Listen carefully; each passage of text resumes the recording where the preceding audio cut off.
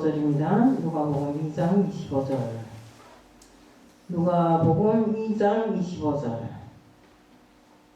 다 찾으셨으면 아멘 하세요.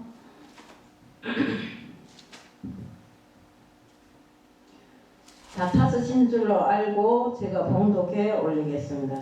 예루살렘에 시몬이라 하는 사람이 있으니 이 사람은 의롭고 경건하여 이스라엘의 위로를 기다리는 자라. 성령이 그 위에 계시더라. 아멘. 오늘은 메시아를 기다리는 사람들, 메시아를 기다리는 사람들이라는 제목으로 말씀을 드리겠습니다. 사랑의 하나님 아버지 감사합니다. 평생을 살면서 그토록 가슴 저리게 기다려본 정말 경험이 다 있을 것입니다. 정말 우리가 메시아를 기다리는 그 심정이 바로 정말 어디에다도 다 할 수 없는 그런 마음으로 메시아를 기다리고 있습니다. 우리 성경 말씀에도 나왔지만 시몬이라는 사람은 메시아를 기다려서 몇 년 동안 오랜 기간 동안 기다려서 메시아를 맞이합니다. 주님, 우리의 구원자이신 또 우리를 위하여 이 땅에 오신 주님을 맞이할 수 있는 저희들이 될 수 있게끔 하게 하여 주옵시고, 주님이 이 땅에 오실 때 저희들 정말 지혜로운 다섯 처녀처럼 기름 등잔 준비 잘하고 주님을 맞이할 수 있게끔 하게 하여 주시옵소서. 오늘 이 시간도 주님 앞에 맡겨오며 예수 그리스도 이름 받들어 감사하며 기도드리옵나이다. 인생을 살면서 가슴 저리도록 누구를 기다려본 그런 경험이 다 한 번씩은 있을 겁니다. 기다림은 설렘과 기대를 듬뿍 안고 찾아오는데, 저는 하나님을 믿기 전에 제가 먼저 한국에 왔고 그 다음에 자식들이 한국에 온다는 소리를 듣고 너무 설레게, 너무 안타깝게, 너무 목빠지게 기다려본 적이 있습니다. 정말 그 기다림의 중요성을 저는 잘 알고 있습니다. 근데 지금은 누구를 그렇게 간절히, 무엇을 위해서 간절히 기다리고 계시는지. 기다린다는 것은 정말로 우리가 정말 마음속에 안정을 갖고 기다려야 됩니다. 정말 조급해하면 제대로 기다리지도 못하고 될 일도 안 됩니다. 외국 사람들이 눈에 비치는 이 한국 사람들은 맨날 빨리빨리 그 사람들이 다른 말은 못해도 빨리빨리 소리는 하더라고요. 예. 자기 생각대로 상대방이 빨리 움직여주지 않는 데서 화를 벌컥 내기도 하고, 정말 그래서 이미지를 구기는 사람들이 너무나 많습니다. 그렇지만 기다려야 할 때는 기다릴 줄도 알아야 하고, 농부가 씨를 뿌렸으면 결실이 때를 기다려야 하는 것입니다. 신앙생활도 역시 기다림을 빼놓을 수 없습니다. 기다리면 인내가 필요합니다. 우리 기도의 응답과 약속도 인내하면서 기다릴 때 모든 것이 제대로 찾아오는 것입니다. 영원한 천국의 소망도 기다림 속에서 이루어집니다. 그래서 성경에는 기다림에 대한 구절이 많아요. 시편 130편의 6절에 내 영혼이 주를 더 기다리나니 파수꾼이 아침 기다림보다 더 하도다 라고 기록되어 있습니다. 파수꾼이 아침 오기를 기다림 이상으로 하나님의 일호를 기다린다고 했습니다. 또 시편 42편 1절에 보면 하나님이여 사슴이 시냇물 찾기에 갈급함같이 내 영혼이 주를 찾기에 갈급하나이다 라고 기록되어 있습니다. 하나님을 자유롭게 예배할 수 없는 포로 상황에서도 하나님을 갈급히 찾아서 정말 자기 영혼 모습이 마치나 이렇게 사슴이 시냇물 찾는 것처럼 그렇게 갈급한 심정으로 여기에 표현해 놨더라고요. 우리 사도행전 1장 4절에 보면 예수님께서 승천하시면서 제자들에게 예루살렘을 떠나지 말고 내게 들은 바 아버지 약속하신 것을 기다리라고 말씀하셨습니다. 예수님의 말씀에 순종하면서 다락방에 모인 120명의 성도들은 열흘 동안 전혀 기도에 힘쓰며 기다리다가 약속한 성령을 받았어요. 정말 이스라엘 백성들은 지친 포로 생활에서도 해방시켜줄 메시아를 갈망하며 오랜 세월 동안 기다려왔어요. 역대하 23장 16절 또 24장 3절 내용을 보면 그들은 다윗 왕조를 재건할 메시아를 기다렸습니다. 라고 기록되어 있습니다. 선지자 말라기오에 예수님이 이 땅에 오실 때까지 400여 년 동안 하나님의 음성이 이스라엘 사람들에게 들려오지를 않았어요. 참으로 하나님의 음성을 들을 수 없는 이스라엘 사람들에게는 암흑기였어요. 그래서 예수님 당시 경건한 이스라엘 백성들은 로마 압제에서 건져주시며 고난당하는 백성들을 위로하시는 메시아를 목에 빠지게 기다렸어요. 요한복음 그 16장 15절에도 보면 예수님이 보리떡 5개와 물고기 2마리로 남자만 5,000명을 먹였을 때 무리들은 예수님을 억지로 왕으로 세우려고 이렇게 했습니다. 오병이어의 사건은 이스라엘 백성이 메시아의 오심을 얼마나 간절히 기다렸는가를 똑똑히 보여줍니다. 성경의 탕자의 비유에서 아버지는 집 나간 아들이 돌아오기를 집 나간 순간부터 기다렸어요. 만약 아버지가 그렇게 기다리지 않았더라면 탕자가 집까지 왔다가 얼마나 실망하고 돌아갔겠어요. 그렇다면 성경의 가장 아름다운 아버지와 탕자를 자랑하는 이런 이야기가 있지도 않을 것입니다. 반대로 약속을 끝까지 기다리지 못하고 사람이 생각이 들어가 어려움을 겪는 사람도 있습니다. 기다리지 못해 불행을 겪는 사람이 바로 사울왕입니다. 우리 사무엘상 13장 1절에 보면 길갈에서 이스라엘 군대가 블리셋 군대와 대치하고 있을 때 블리셋 사람이 헤벨에 모래알같이 많다고 했습니다. 사무엘이 일주일 만에 오겠다고 했는데 오지를 않았어요. 그러니까 어쨌습니까? 사울왕이 막 조급해갖고 또 군인들이 그 백성들이 막 떠나가니까 이스라엘 블리셋 군대가 막 모래처럼 이렇게 많은 숫자가 거기를 다 진을 치고 있으니까 이스라엘 사람들이 막 겁에 질려서 막 달아나 버리고 이렇게 하니까 사울왕이 조급해갖고 자기가 제사장들만 지내는 제사를 자기가 지내버렸어요. 그래서 사무엘이 와서 정말 뭐라 했습니까? 사무엘상 13장 13절에 보면 사무엘이 다급한 마음에 제사장만 드려야 하는 번제를 대신 드린다고 사무엘로부터 망령되이 행동했다는 책망을 들었어요.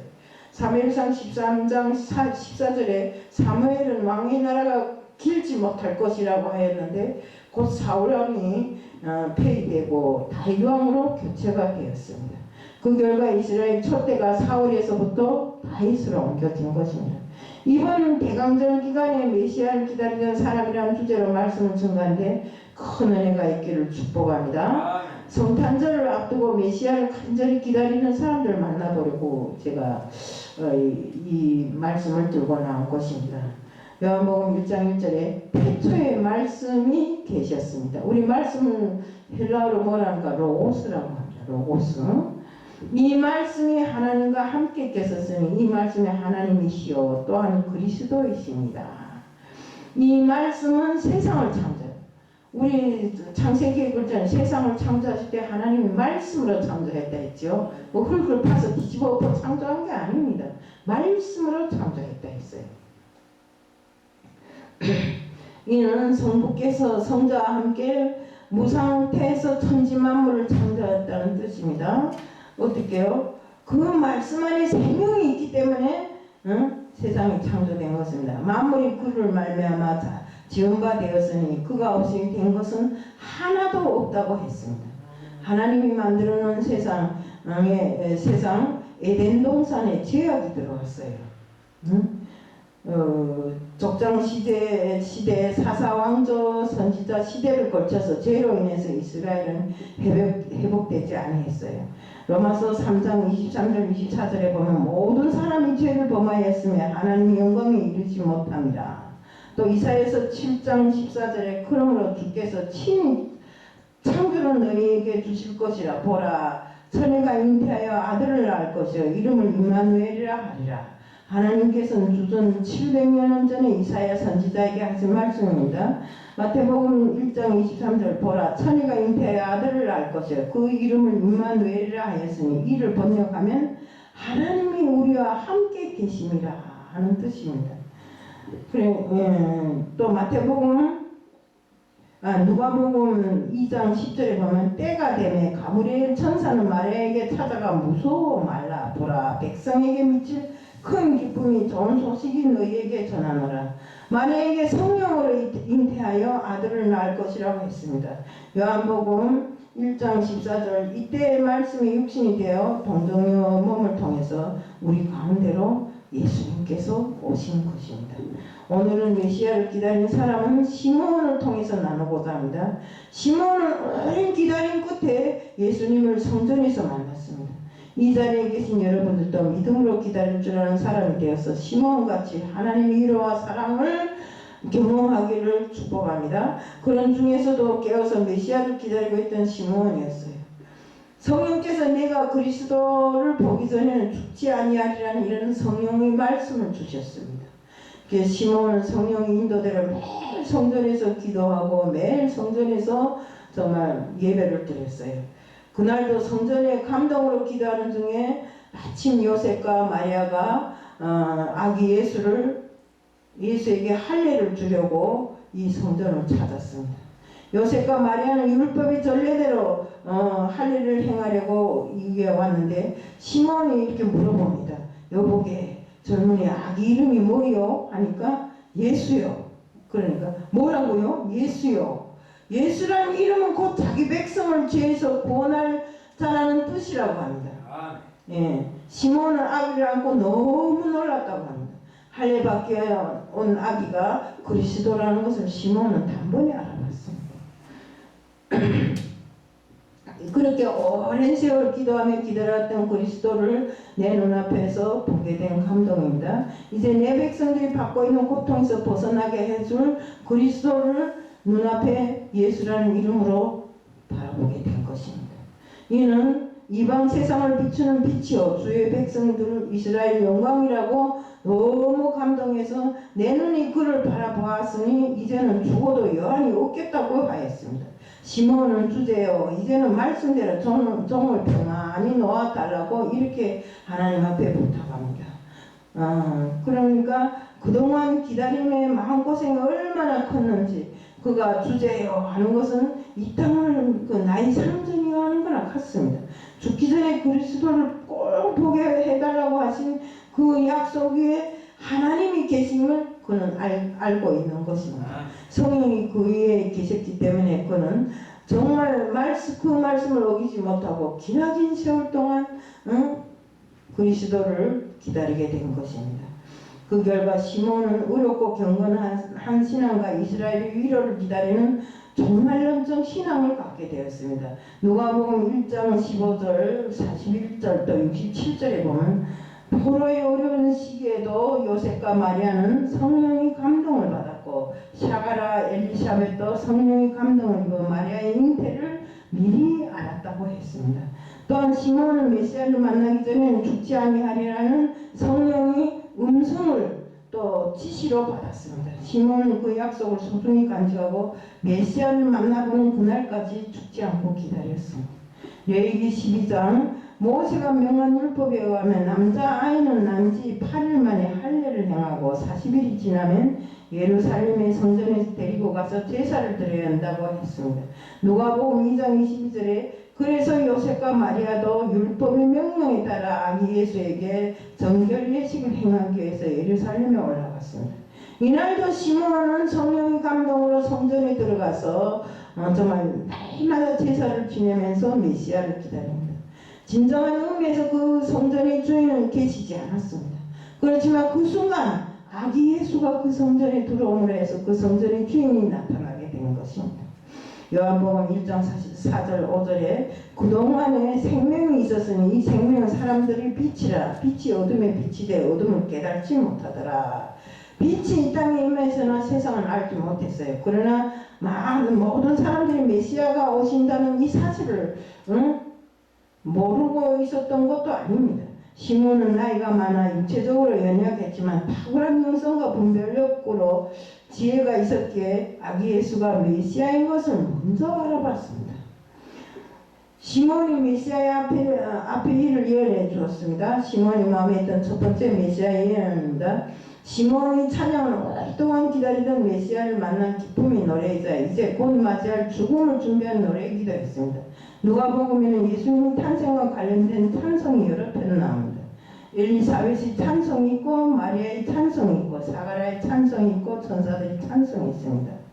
천사들의 찬송은 지극히 높은 곳에서 하나님께 영광이요 또 땅에는 기뻐하심을 입은 사람들 중에 평화로다. 누가복음 2장 14절입니다. 라고 천사들이 찬양을 했는데 시몬은 그 평화를 직접 체험하게 되었습니다.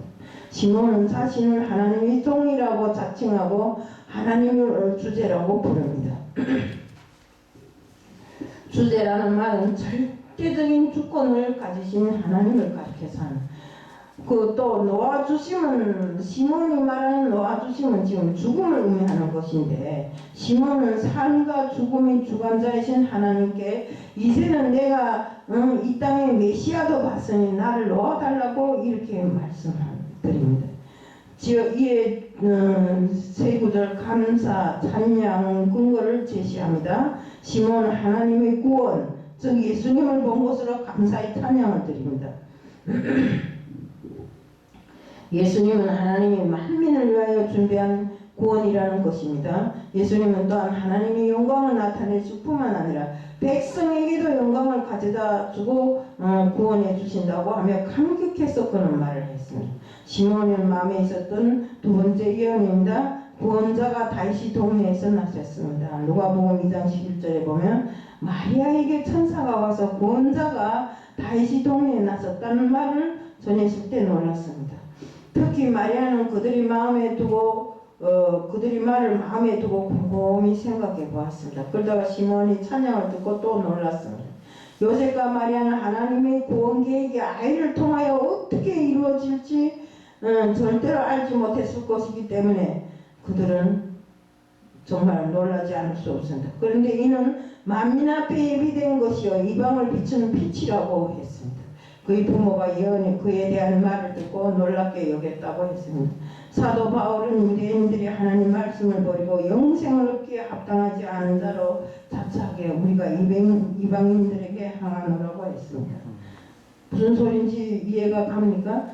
이스라엘 사람들이 하나님의 말씀을 전혀 잘 듣지 않고 받아들이지 않고 유대인들이 이러니까 차라리 이방 세계로 나가서 말씀을 전하기로 이렇게 했던 것입니다. 사도행전 13장 46절에 보면 유대인들이 이 복음을 받지 않으므로 복음이 이방인들에게로 넘어가 그들이 구원을 얻고 하나님 백성이 될 것을 말합니다. 사도행전 28장 28절에 보면 하나님이 이 구원을 이방인에게 넘겨보내실 줄 알라는 것입니다. 모든 흥망성쇠가 메시아에게 달려있습니다. 시몬이 예수의 부모를 축복하면서 마리아에게 아기 예수님에 대한 예언을 계속합니다. 보라, 이는 이스라엘 많은 사람을 패하거나 흥하게 하며 비방을 받는 표적이 되기 위하여 세움을 받았다고 했습니다. 또 칼이 내 마음을 찌르듯 하리니 이는 여러 사람의 마음의 생각을 드러내려 하려 함이니라. 칼이 내 마음을 찌르듯 하리라. 이거는 누가복음 2장 35절에 있는데 육신이 어머니에게는 가슴 아픈 예언이지만 감당해야 할 하늘의 메시지입니다. 메시아의 엄마 마리아에게 정말 메시아가 이 땅에 와서 당할 그 고난을 이야기해 줬을 때 마리아가 얼마나 속상했겠어요. 정말 십자가에 달려서 오랜 기간 동안 피를 다 흘리고 고생하면서 죽어가는 자식을 보는 어머니에게는 그것이 얼마나 고통이었겠는가 하는 것을 우리는 기억해야 됩니다. 우리가 예수 그리스도께서 십자가에서 구원을 이루셨지만 그렇다고 누구나 구원에 참여하는 것은 아니라는 것입니다. 예수를 영접하는 자에게 제사함이 있고 구원은 은혜와 영생의 선물이 주어지지만 누구도 그것을 쉽게 받아들이려고 생각 안 합니다. 이 주변에 그 수많은 사람들이 있어도 예수 믿는 사람은 얼마 많지 않잖아요. 그렇게 사람들의 마음은 정말 냉랭하고 그 모든 것을 받아들이기에 아직 준비도 잘 되지 않은 것입니다. 때문에 우리가 어떻게 해야 되니까 그 냉랭한 사람들의 마음을 녹여서 정말 하나님 말씀으로 녹여서 그들을 하나님이 정말 자녀가 되게 하고 영원한 구원으로 인도하는 것이 바로 우리들의 사명입니다. 예수님은 또한 비방을 받는 표적이라고 했습니다. 예수님이 이 땅에 이 세상에 오셔서 사역을 시작했을 때부터 많은 유대인들이 그를 대적했어요. 인정해 주지 않는 것입니다. 구원자라는 것은 우리가 성경 말씀에 이제도 우리 조원사님 진리요 생명이요 길이요 진리요 생명이라 했잖아요. 그런데 그 길이요 진리요 생명이신 우리 예수님을 받아들이는 사람들이 많지 않았더라 이런. 전부 다 예수를 대적해서 예수에게 못된 짓만 하는 것입니다. 우리 정말 실제로 사랑하는 아들이 정말 자기 눈앞에서 십자가에 달려서 피를 뚝뚝 흘리면서 이렇게 죽어가는 모습을 바라보는 엄마의 심정 정말 얼마나 큰 고통을 가졌겠습니까. 또한 예수님의 사역은 사람들이 마음과 생각을 드러낸다고 했습니다. 죄악된 우리 마음을 드러내시고 당신만이 죄에서 구원하는 자임을 보여주신 것입니다. 우리가 죄를 짓고도 죄 지은 걸 모르잖아요. 정말 주님이 이 땅에 오시지 않았더라면 우리는 어떤 사람들이 되었을까요? 이처럼 정말 주님이 이 땅에 오심으로 해서 이 땅에서 우리들이 죄를 다 사해 주심으로 해서 하나님과 우리를 직접적인 관계를 연결시켜주고 정말 하나님과 우리를 직접 연결해서 말하고 우리가 하나님 앞에 직접 기도를 드리고 이렇게 돼 있지 않습니까? 때문에 우리는 예수님의 재림을 기다리는 이런 성도들이 되어야 됩니다. 예수님이 가시면서 다시 오신다 했잖아요. 때문에 우리는 그 다시 오실 예수님을 기다려야 되는 것입니다. 우리 예수님은 분명히 다시 오실 것을 예언하고 갔기 때문에 다시 오실 줄로 믿고 기다려야 됩니다. 우리 예수님이 재림을 기다리는 신앙은 초대교회로부터 아주 중요한 신학 사상입니다. 기름 준비를 잘하는 5처녀만 신랑을 맞이할 수 있었던 것입니다. 마태복음 25장 내용을 쭉 보면 10처녀의 비유에서 우리는 배워야 할 점들이 있습니다. 10처녀가 어떻습니까? 지혜로운 5처녀, 미련한 5처녀, 미련한 5처녀는 기름 등잔 준비도 안 하고 등잔은 있어서나 기름 준비를 안 하고 지혜로운 5처녀는 등잔에 기름을 꼭꼭 채워서 예수님 올 때 신랑이 오실 그 시간까지 기다렸잖아요. 신랑이 늦게 오니까 다 잠들었어요. 신랑이 왔다 하고 소리를 지르니까 깨어서 보니까 미련한 5처녀는 기름이 없었어요. 등잔이 꺼져갑니다. 그러니까 너희들 거 좀 넣어놔서 쓰자니까 너희도 모자라고 우리도 모자랄 것을 너희가 가서 사서 갖다 쓰라. 그들이 기름 살라 가서 갔다 오니까 벌써 잔치가 시작되어서 그 문이 다 닫혔습니다. 문을 두드리면 우리가 왔으니 열어달라고 하니까 예수님께서 뭐라 하니까 나는 너희들 모른다고 하잖아요. 그렇게 예수님 맞을 준비는 예수님이 오시는 그 시간에 정말 딱 할 수 있는 그런 단단히 준비가 되어 있어야 되는 것입니다. 우리 정말로 어디 가서 무슨 일을 하든지 오로지 주님 오실 그날에 우리가 빠지지 말고 우리가 함께 들어갈 수 있는 함께 그 자리에 있을 수 있는 우리들이 되어야 됩니다. 우리 베데스 연못의 병자들이 물이 움직이기를 간절히 기다렸습니다. 물이 동할 때 들어가면 병이 낫는다고 하는데 그만한 믿음을 가지고 기다려야 되는 것입니다. 기다리면은 정말 인내가 필요합니다. 근데 그들이 믿음이 없으면 그 베데스 연못에 가서 물이 동하든 말든 기다리지 않을 것입니다. 그러나 그들은 그 물이 동할 때 내가 들어가면 반드시 병이 낫는다는 믿음이 있기 때문에 그 자리에서 기다렸잖아요. 그것처럼 우리는 정말 어떻게 하나 주님이 오시는 그날까지 불평하면 안 됩니다. 우리가 사는 이 세상이 하도 험하고 험해서 정말 많은 불평이 나올 수 있습니다. 하지만 내가 안 하고 남이 했다 해서 남을 불평하지 말고 남을 미워하지 말고 시기하지 말고 우리는 정말 그 사람이 아무리 악한 일을 행할 때도 나는 악한 일에 그 사람과 같이 동참하지 말고 그래서 정말 주님이 오시는 그날에는 보면 악한 일을 행한 사람은 꼭 벌을 받습니다. 그렇지만 선한 일을 한 사람들은 땅이 차려진다고 이렇게 정말 성경에 있더라고요. 땅을 차지하고 평화와 풍부함으로 삶을 살아갈 수 있다고 이렇게 이야기를 했더라고요. 시편 37편 7절에 여호와 앞에는 잠잠하고 참고 기다리라고 했어요. 우리 여호와의 구원을 바라고 잠잠히 기다림도 좋다고 했습니다. 이제 우리 모두가 기다려야 할 일이 있습니다. 이 시대에 가장 중요한 최고의 사건이 바로 기다려야 하는 사건이 남아있어요. 네. 주님이 재림 시기에 우리가 기다리지 않고 헐떡헐떡 돌아다니며 내 할 일 다 하고 돌아다니고 세상 것에 묻어서 돌아다니고 이러다가 놓치면 그 다음에 그건 끝인 것입니다. 오늘 대강절 두 번째 주일입니다. 주님이 재림을 기다리는 성도가 되기를 바라겠습니다.